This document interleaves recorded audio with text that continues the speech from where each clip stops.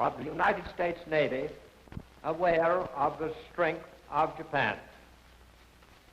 In this picture, the Japanese Army will be seen in action over a period. The Japanese, in my opinion, will never crack. They will never surrender. They have got to be beaten until they know they are beaten. They believe they are going to win this war, and they are ready to keep on fighting for 100 years, if necessary. Because we Americans are trained to think for ourselves, we can study our enemy disinterestedly and fight him passionately.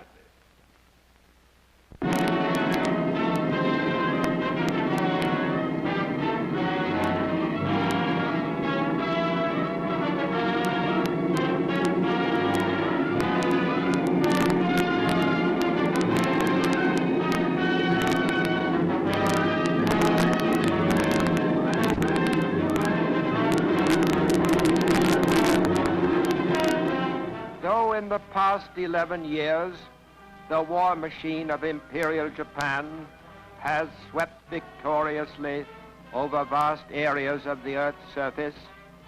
There are still Americans who underestimate the formidable strength of this enemy. To defeat him, we must first understand him.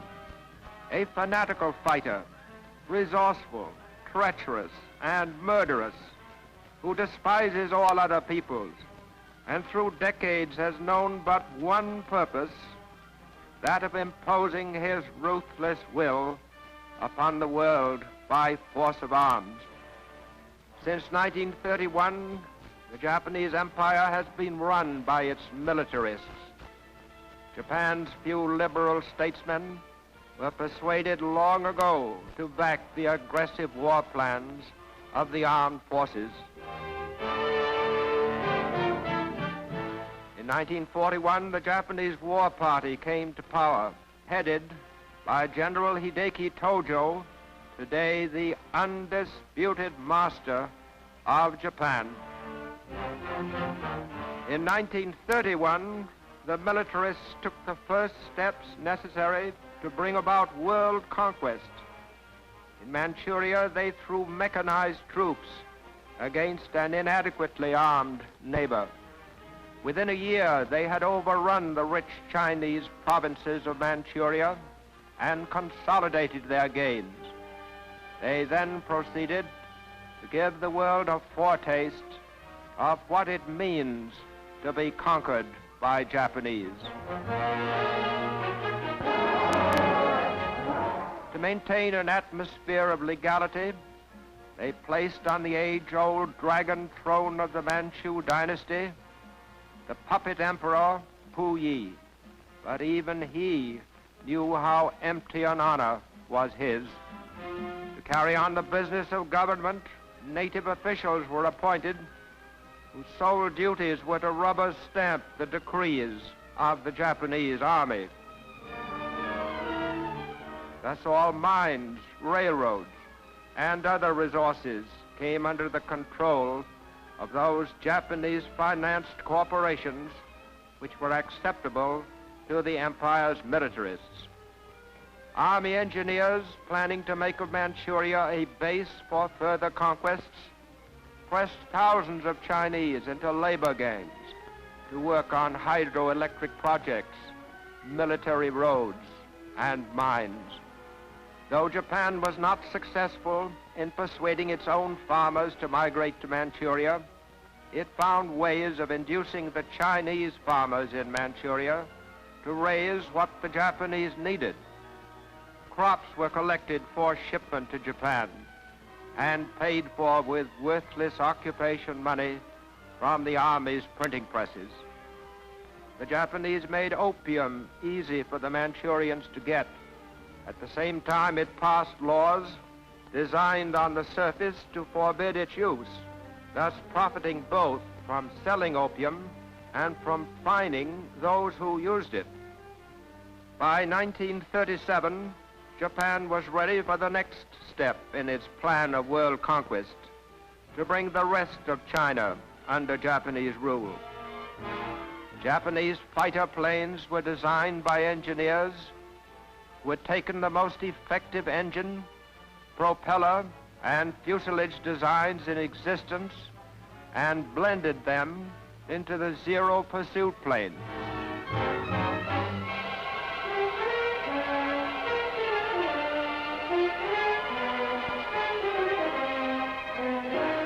At Shanghai, their pilots were not flying over strange territory. Many of them had been flying over the area for months in commercial airliners.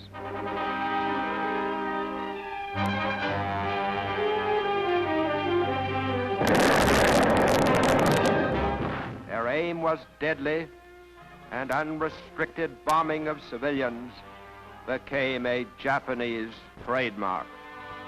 Casualties were enormous.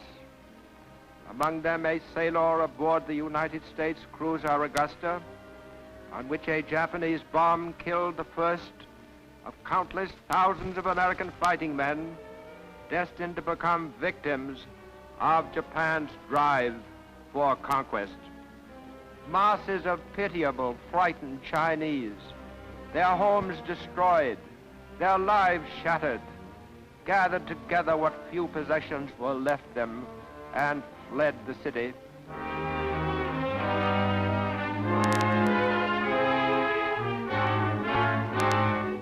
The Chinese who stayed behind were reduced to the level of cattle by their arrogant conquerors. American missionaries who tried to help and comfort China's refugees were deliberately bombed out of existence by the infuriated Japanese.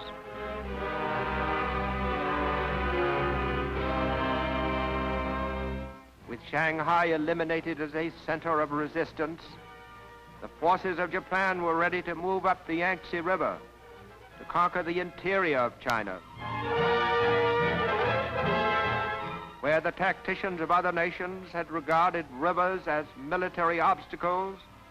The Japanese used them as avenues of conquest, along which their armies were transported by boat under cover of air protection. When reconnaissance planes showed signs of an enemy ambush ahead, their forces would disembark downstream to move up along the shore. This plan of water envelopment was the first actual application of modern aero-amphibious warfare, attack by combined land, sea, and air forces.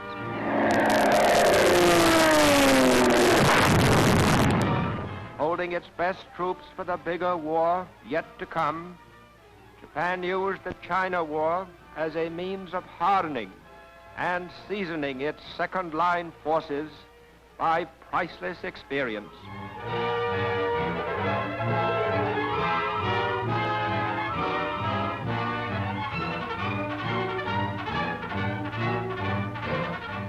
In actual battle, they solved complicated problems of supply and transportation.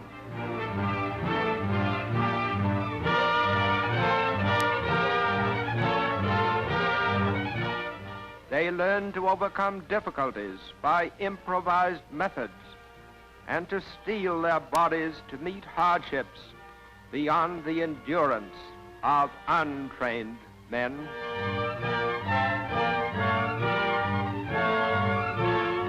When they were held up by a river, assault boats were brought up to ferry the troops across under the cover of a chemical smokescreen. By such means, the Japanese became experts at stealthy infiltration and the technique of surprise attacks, and readied themselves for the real tests that were to come later on.